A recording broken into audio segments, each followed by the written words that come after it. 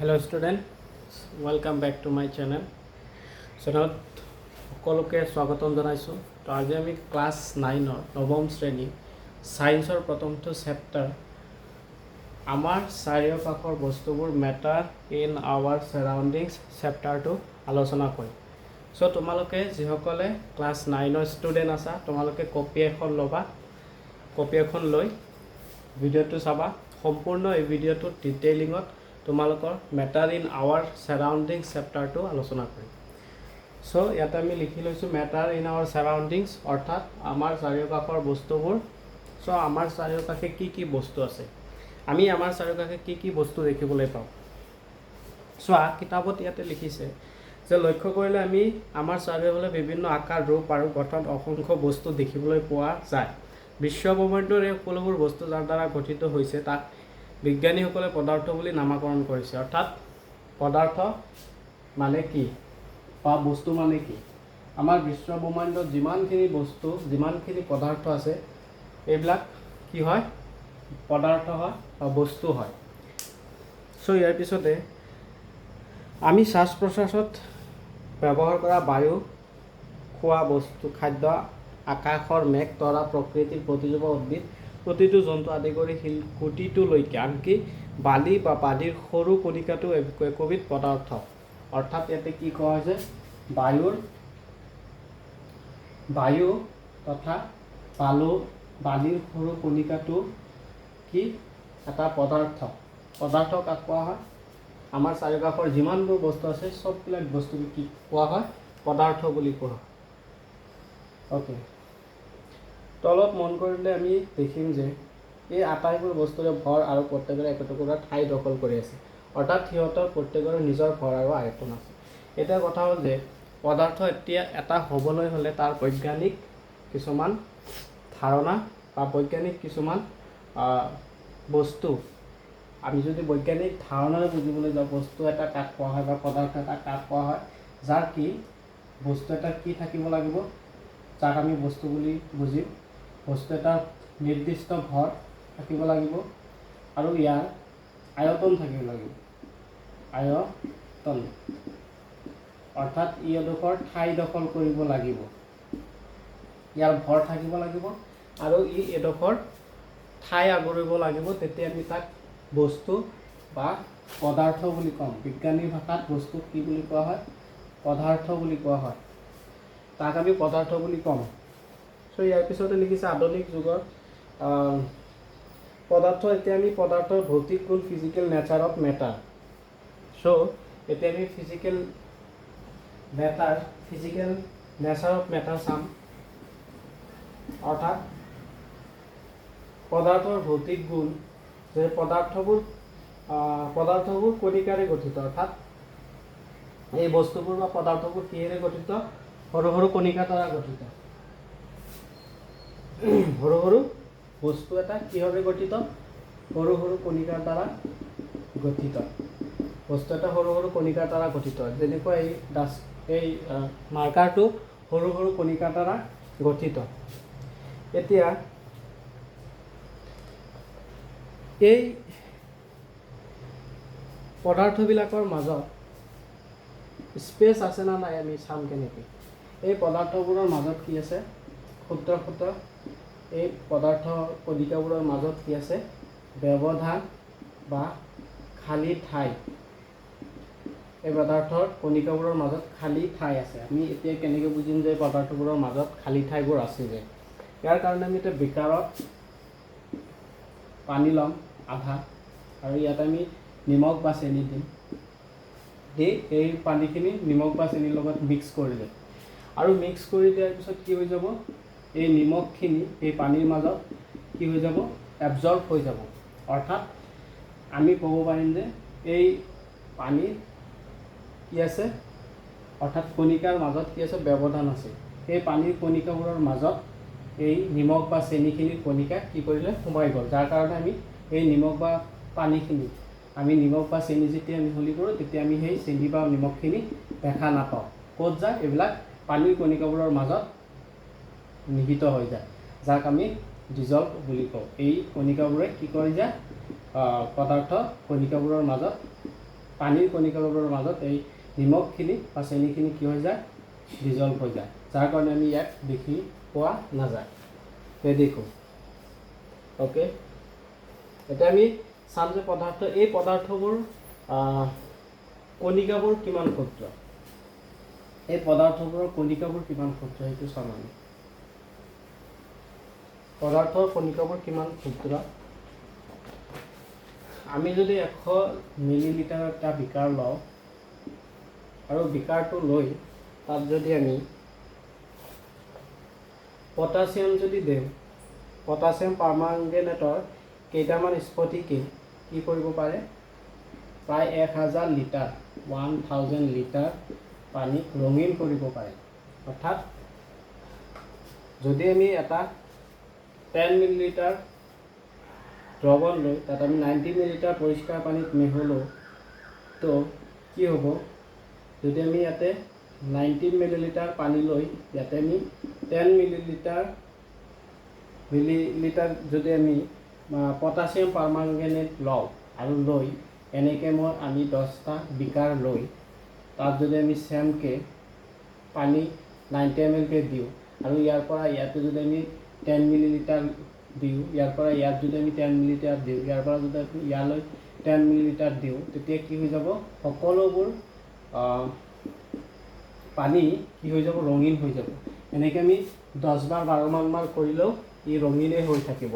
অৰ্থাৎ ইয়াৰ পৰা কি গম পালোঁ আমি যে পদাৰ্থৰ কণিকাবোৰৰ মাজত কি থাকে, পদাৰ্থবোৰ নিচেই ক্ষুদ্ৰ। যিবিলাক পদাৰ্থৰ কণিকাবোৰ ইমান ক্ষুদ্ৰ যে এইবিলাকে পটাছিয়ামৰ কেইটামান স্ফটিকে কি কৰিব পাৰে, 1000 লিটাৰ পানীক ৰঙীন কৰিব পাৰে। অৰ্থাৎ পদাৰ্থৰ কণিকাবোৰ কিমান ক্ষুদ্ৰ, বহুত নিচেই ক্ষুদ্ৰ, বহুত ক্ষুদ্ৰ।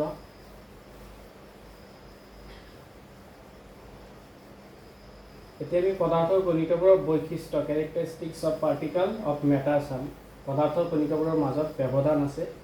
চ' এতিয়া আমি চালোঁ আগতে পদাৰ্থৰ কণিকাবোৰ অনাবৰ্তে গতি কৰি থাকে। অৰ্থাৎ পদাৰ্থৰ কণিকাবোৰৰ গতি শক্তি আছে। পদাৰ্থৰ কণিকাবোৰে কি কৰি থাকে, গতি কৰি থাকে, অনাবৰ্তে গতি কৰি থাকে। যদি আমি এটা ধূপ লওঁ, ধূপকাঠি, আৰু ইয়াক যদি আমি জ্বলোৱাই দিওঁ, তেতিয়া জ্বলি কি হ'ব, ৰুমৰ এটা চুকত যদি আমি ধূপকাঠিডাল জ্বলাই দিওঁ, তেনেহ'লে গোটেইটো ৰুমত কি হৈ যায়, স্মেলটো আহি যায়। আৰু এইটো কিয় আহি যায়, কাৰণ পদাৰ্থৰ কণিকাবোৰে অনাবৰ্তে গতি কৰি থাকে। আৰু যেতিয়া পদাৰ্থক তাপ দিয়া হয়, তাপ দিয়াৰ ফলত কি হয়, পদাৰ্থৰ কণিকাৰ গতিশক্তি বৃদ্ধি পায়। অৰ্থাৎ তাপ দিলে পদাৰ্থৰ কণিকাৰ গতিশক্তি বাঢ়ে, এইটো আমি ক'ব পাৰোঁ। চ' এই এক্সপেৰিমেণ্টবিলাক তোমালোকৰ কিতাপত আছে 9ৰ, চাই ল'ব পাৰা। পদাৰ্থৰ কণিকাবোৰ অনাবৰ্তে গতি কৰি থাকে, অৰ্থাৎ আমি সিহঁতৰ গতিশক্তি থকা বুলি কওঁ। অৰ্থাৎ পদাৰ্থৰ কণিকাবোৰত কি আছে, কাইনেটিক এনাৰ্জি আছে। অৰ্থাৎ ইয়াত গতিশক্তি আছে, কাইনেটিক এনাৰ্জি আছে। পদাৰ্থৰ কণিকাবোৰত কি আছে, কাইনেটিক এনাৰ্জি আছে। পদাৰ্থৰ কণিকাবোৰৰ কাইনেটিক এনাৰ্জি আছে, অৰ্থাৎ ইয়াৰ গতিশক্তি আছে। উষ্ণতা বৃদ্ধিৰ লগে লগে কণিকাৰ বেগো বৃদ্ধি হয়। উষ্ণতা টেম্পাৰেচাৰ বৃদ্ধিৰ লগে লগে কি হয়, পদাৰ্থৰ কণিকাবোৰৰ গতিশক্তি বৃদ্ধি পায়। তো টেম্পাৰেচাৰ যেতিয়া হাই হয় তেতিয়া কি হয়, পদাৰ্থৰ কণিকাবোৰৰ গতিশক্তি বৃদ্ধি পায়। উষ্ণতা বৃদ্ধিৰ ফলত কণিকাৰ গতিশক্তি বাঢ়ে। ওপৰ তিনিটা পৰীক্ষাতে আমি দেখিলোঁ যে পদাৰ্থৰ কণিকাবোৰ ইটো আনটোৰ লগত নিজে নিজে মিহলি হয়। এইবিধ কণিকাৰ মাজত থকা খালী ঠাই ব্যৱধানৰ মাজত আনবিধ সোমাই পৰে। সেইদৰে দুটা বেলেগ বেলেগ পদাৰ্থৰ কণিকাবোৰ পৰস্পৰে মিহলি হোৱাকে ব্যাপন বোলে।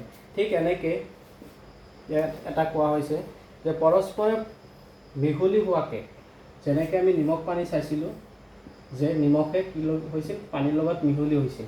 আৰু এই পৰস্পৰে মিহলি হোৱাটোকে কি বুলি কোৱা হয়, ডিফিউজন বুলি কোৱা হয়, যাক অসমীয়াত ব্যাপন বুলি কোৱা হয়। ডিফিউজন, যাক অসমীয়াত কি বুলি কোৱা হয়, ব্যাপন।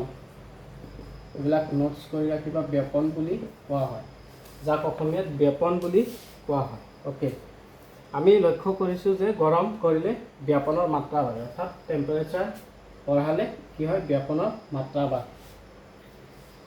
চ' ইয়াৰ পিছত আমি চাম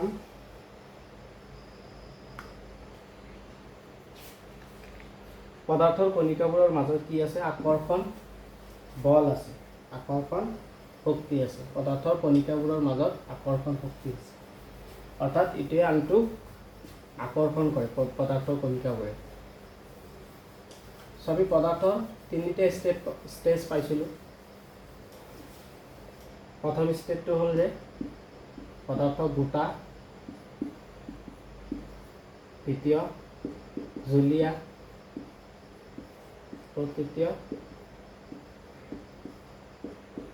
গেছীয় বা তাক গেছ বুলি কোৱা হয়। এই তিনিটা ষ্টেট আছে পদাৰ্থ। এতিয়া গোটা পদাৰ্থ বুলি কি, আমি চিম্পল পানীৰ উদাহৰণ ল'ব পাৰোঁ। পানীটো যদি আমি বৰফ বনাই দিওঁ, এই গোটা হৈ যাব, আৰু জুলীয়া বৰফ হ'লে পানী থাকিব। আৰু গেছীয়, ইয়াক যদি আমি তাপ দিওঁ, তাপ দিয়াৰ ফলত ই কি হ'ব, বাষ্পলৈ পৰিণত হ'ব, আৰু বাষ্পলৈ পৰিণত হোৱাৰ ফলত ই গেছীয়লৈ ৰূপান্তৰিত হ'ব। চ' পানীৰ তিনিটা ষ্টেজ আছে। ঠিক সেইদৰে যদি আমি ইয়াতে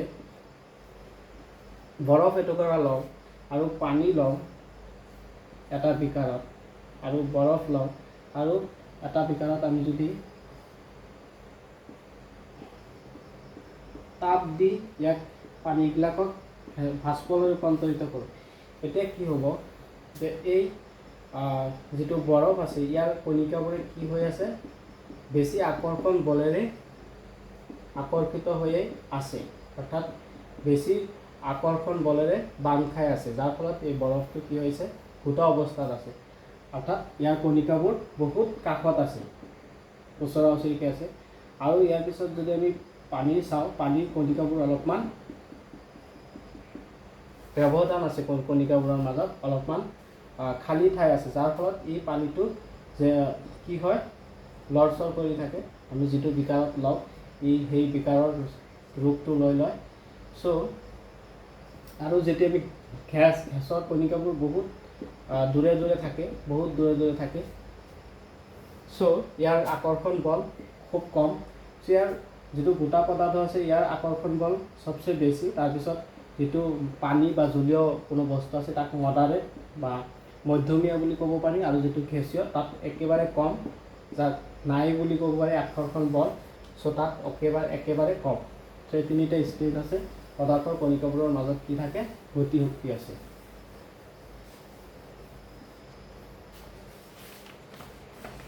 চ' ইয়াৰ পিছত আমি চাম পদাৰ্থৰ অৱস্থা, ষ্টেট অফ মেটাৰ। পদাৰ্থৰ অৱস্থা, পদাৰ্থৰ কেইটা অৱস্থা আছে, কি কি ইয়াতে আমি চাম।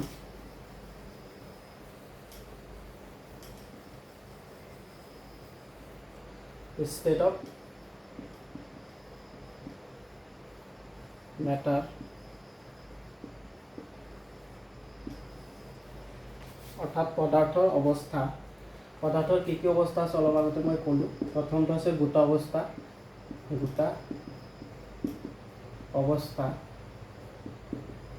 যাক ইংলিছত কোৱা হয় দ্য সলিড ষ্টেট।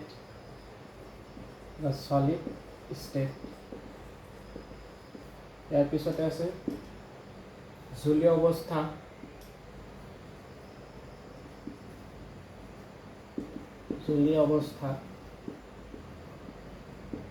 যাক ইংলিছত কোৱা হয় দ্য লিকুইড ষ্টেট। তাৰপিছত আছে গেছীয় অৱস্থা,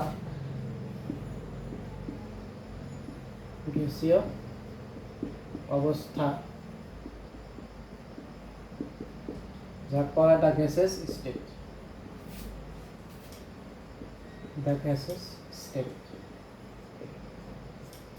চ' এই তিনিটা অৱস্থা আছে পদাৰ্থৰ। এই তিনিটা অৱস্থাত কি থাকে, পদাৰ্থবোৰ থাকে। অ'কে, চ' ইয়াৰ পিছত এতিয়া আমি পদাৰ্থ, তোমাৰ ওচৰে পাজৰে থকা বিভিন্ন বস্তুবোৰলৈ মন কৰা, সেইবিলাকৰ অৱস্থাবোৰ কি কি আমি মন কৰিলে দেখিম যে আমাৰ চাৰিওকাষৰ বস্তুবোৰ তিনিটা ভৌতিক অৱস্থাত আছে, গোটা বা কঠিন, জলীয় বা তৰল, আৰু গেছীয়। এই তিনিটা অৱস্থাত আছে। এই ভৌতিক অৱস্থাবোৰ পদাৰ্থৰ কণিকাবোৰৰ বৈশিষ্ট্যৰ তাৰতম্যৰ ফলত উদ্ভৱ হয়। এতিয়া পদাৰ্থবিলাকৰ এই তিনি অৱস্থাৰ বিষয়ে আমি বিশদভাৱে আলোচনা কৰিম। গোটা অৱস্থা বা সলিড ষ্টেট, বস্তু সেইবোৰ গোটাই লোৱা এই পেন এখন, কিতাপ এটা, বেজী আৰু এডাল কাঠৰ লাঠি বস্তু কেইবিধ তোমাৰ বহী এখনৰ ওপৰত থৈ প্ৰতিটো বস্তুৰ চাৰিওফালে কাঠ পেঞ্চিল ঘূৰাই একোটা নক্সা আঁকা। প্ৰতিটো বস্তুৰ গড়, নিৰ্দিষ্ট আকাৰ, আকৃতি, স্পষ্ট পৰিসীমা আৰু স্থিৰ আয়তন আছে। এই বস্তুবোৰ হাতেৰে মাৰিলে, টানিলে বা পেলাই দিলে কি হ'ব? এই বস্তুবোৰ ইটো ইটোৰ মাজত ব্যাপন হ'ব পাৰিনে? বল প্ৰয়োগ কৰিলে ই সংকুচিত কৰিবলৈ চেষ্টা কৰা। পাৰিবানে? ওপৰৰ বস্তুবোৰ আটাইবোৰ বস্তু গোটা পদাৰ্থৰ ধৰ্ম। আমি দেখিলোঁ যে এইবোৰৰ নিৰ্দিষ্ট গড় বা আকৃতি আৰু স্পষ্ট পৰিসীমা আছে। অৰ্থাৎ ইয়াতে আমি ক'ব পাৰোঁ যে গোটা বস্তু কি আছে? ফিক্সড। গোটা বস্তুৰ কি আছে? নিৰ্দিষ্ট গড় বা আয়তন বা আকৃতি আছে। স্পষ্ট গড় বা আকৃতি আছে। তাৰপিছত ইয়াৰ ফিক্সড কি আছে? বাহ্যিক বল প্ৰয়োগ কৰিলে আকৃতি আৰু পৰিসীমা আছে। ইয়াৰ নিৰ্দিষ্ট পৰিসীমা আছে।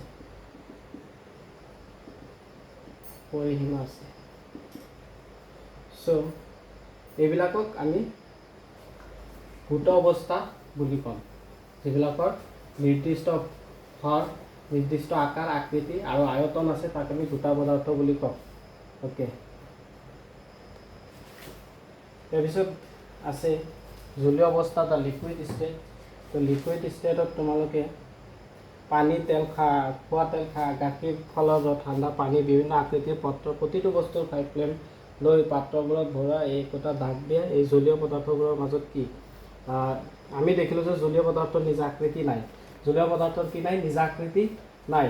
তাৰপিছত শেষত যি পাত্ৰত ৰখা হয় তাৰে আকৃতি লয়। সেই জলীয় বস্তুবোৰ যিখন পাত্ৰত ৰখা হ'ব সেই পাত্ৰৰ কি হ'ব? আকৃতি লয়। জলীয় পদাৰ্থ বৈ যাব পাৰে আৰু আকাৰ সলাব পাৰে, গতিকে ইহঁত ধীৰ নহয়। এইবিলাক কি নহয়? ধীৰ নহয়। চ' এইবিলাকক কি বুলি কোৱা হয়? জলীয় পদাৰ্থ বুলি কোৱা হয়। জলীয় অৱস্থা পদাৰ্থ, সেইটোক জলীয় অৱস্থা বুলি কোৱা হয়। অ'কে, গোটা জলীয় বা গেছীয় পদাৰ্থ জলীয় পদাৰ্থৰ মাজত ব্যাপিত হয় আৰু এইটো ব্যাপন সম্ভৱ। ইয়াৰ মাজত ব্যাপন হয়। জলীয় পদাৰ্থত ব্যাপন বেগ গোটা পদাৰ্থতকৈ বেছি। এইটো আমি যিটো প্ৰথমতে অলপ আগতে ক'লোঁ যে পদাৰ্থৰ কণিকাবোৰৰ মাজত আকৰ্ষণ শক্তি আছে আৰু যাক ব্যাপন বুলি কোৱা হয়। তো ইয়াতে কোৱা হৈছে যে জলীয় পদাৰ্থৰ ব্যাপন বেগটো গোটা পদাৰ্থতকৈ বেছি, কিয়নো জলীয় পদাৰ্থৰ কণিকাবোৰ সহজে গতি কৰিব পাৰে আৰু গোটা পদাৰ্থৰ কণিকাবোৰৰ মাজত ব্যৱধান বা স্পেচ বেছি।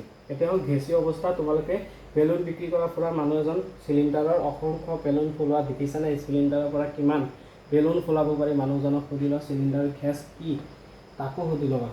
চ' গেছৰ ষ্টেটটো আমি জানো যে গেছবিলাকত কি হয়? ইয়াৰ কোনো নিৰ্দিষ্ট আকৃতি গেছত নাই, কোনো নিৰ্দিষ্ট আকাৰ নাই, সেইটো আমি জানো। যাদৃচ্ছিক বেগত ঘূৰি ফুৰিব পাৰে এনেকুৱা চলনভাৱে কণিকাৰ পৰস্পৰক খুন্দা মাৰে আৰু ধাৰক পাত্ৰ বেৰতো খুন্দা মাৰে। ধাৰক পাত্ৰ বেৰৰ প্ৰতি একক ই কণিকাৰ চাপেই হ'ল গেছৰ চাপ। অ'কে, আৰু ইয়াৰ আকৰ্ষণ বল চবচে কম গেছীয় অৱস্থাটো। চ' এতিয়া চাম পদাৰ্থৰ অৱস্থাৰ পৰিৱৰ্তন হয়নে? পদাৰ্থৰ অৱস্থাবিলাকৰ পৰিৱৰ্তন হয়নে? এইটো চাম আমি। পদাৰ্থৰ কণিকাবোৰৰ কি হয়? পদাৰ্থৰ অৱস্থাৰ পৰিৱৰ্তন হয়নে? গোটা অৱস্থা যেনে বৰফ, গোটা অৱস্থা যেনে বৰফ,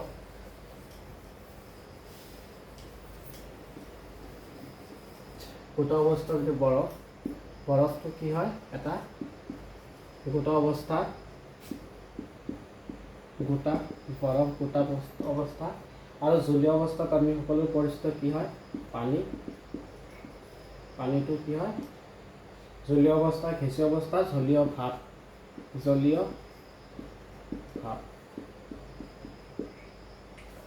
চ' অৱস্থাৰ পৰিৱৰ্তন সময়ত পৰিৱৰ্তন কি আভ্যন্তৰিক হয়? কণিকাৰ কিবা পৰিৱৰ্তন হ'লে অৱস্থাৰ পৰিৱৰ্তন ঘটে কেনেকৈ? আৰু আমি ইয়াক জানিম। উষ্ণতাৰ তাৰতম্যৰ ফলত কি হয়? পৰিণামৰ ফলত কি হয়? পদাৰ্থৰ কণিকাৰ অৱস্থাৰ পৰিৱৰ্তন হয়।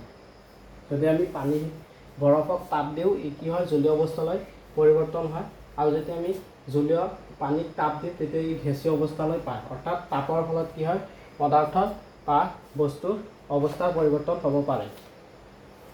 ওকে তাপ দিলে পদাৰ্থৰ গতিশক্তি বাঢ়ে আৰু এই গতিশক্তিটো কি বুলি কোৱা হয় কাইনেটিক এনাৰ্জি বুলি কোৱা হয় তাপ দিলে পদাৰ্থৰ কণিকাৰ গতিশক্তি বাঢ়ে আৰু ইয়াকে কাইনেটিক এনাৰ্জি বুলি কোৱা হয় সো তাৰ ফলত তাপ দিয়াৰ ফলত কি হয় পদাৰ্থৰ কণিকাবোৰৰ মাজত কি হয় বেগত অধিক বেগত কম্পন কৰে প্ৰয়োগ কৰা তাপশক্তি কণিকাবোৰৰ মাজৰ আকৰ্ষণ বল অতিক্ৰম কৰে আৰু ইহঁতে স্বস্থান ত্যাগ কৰি মুক্তভাৱে গতি কৰে এই শেষত এনে এটা অৱস্থা পায় যে কঠিন পদাৰ্থ গলি গৈ জলীয় হয় এক বায়ুমণ্ডলৰ চাপত যি উষ্ণতাত কঠিন পদাৰ্থ গলি গৈ জলীয় অৱস্থা প্ৰাপ্ত হয় সেই উষ্ণতাক পদাৰ্থ গলনাংক বা মেল্টিং পইণ্ট বুলি কোৱা হয় মেল্টিং পইণ্ট কাক বোলে যি উষ্ণতাত পদাৰ্থ গলি গৈ জলীয় অৱস্থা পায় তাক পদাৰ্থ কি কোৱা হয় মেল্টিং পইণ্ট বুলি কোৱা হয় কঠিন পদাৰ্থৰ গলনাংকই কণিকাবোৰৰ মাজত থকা আকৰ্ষণ বলৰ মাত্ৰা হৈছে বৰফৰ গলনাংক হ'ল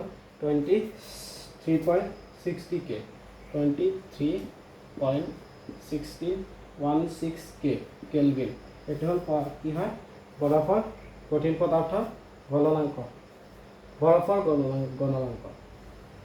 মেল্টিং পইণ্ট গলি যোৱা প্ৰক্ৰিয়া অৰ্থাৎ কঠিন পদাৰ্থৰ জলীয় অৱস্থা হোৱা প্ৰক্ৰিয়াটোকে বিগলন বা ফিউজন বুলি কোৱা হয় এইটোকে কি কোৱা হয় ফিউজন বুলি কোৱা হয় কঠিন পদাৰ্থ গলি